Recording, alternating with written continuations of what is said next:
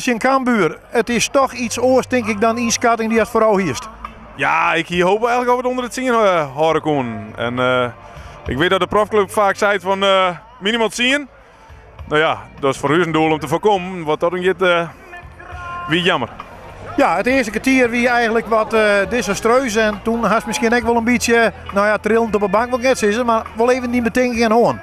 Ja, nou je doet wel eens een tropberekening. Hè? En nou ja, Siebe Bos hier naast me, ik zei het zat er ook hier, dan wordt het een heel heug uitslag. Maar ja, je weet ik dat het altijd wel een beetje weer omneemt. Maar ja, Cambuur spelen goed en ja, slim en goede goals.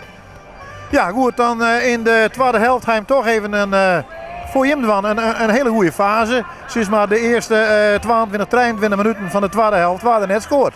Ja, nee, klopt. En toen kreeg ze een panel waarvan ik twijfel eigenlijk nog dat een panel weer. Alleen je weet wel dat je in de 16 meter dat je de sluitingsmeid ziet dat je dat risico erin hè.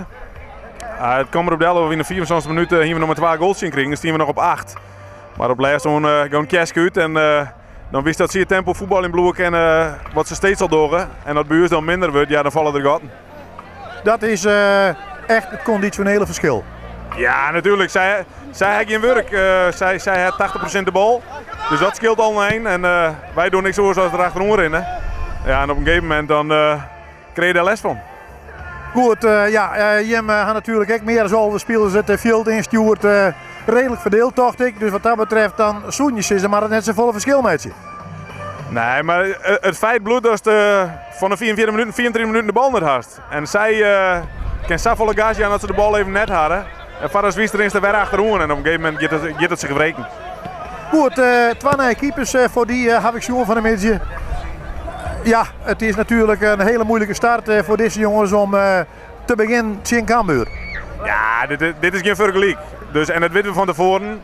En ze benaderen weet ik net. Dus we zitten van tevoren, het is een feest van de club. Het is een feest van jezelf om te zien zijn ploeg te voetballen in. Je kent zien hoe maat.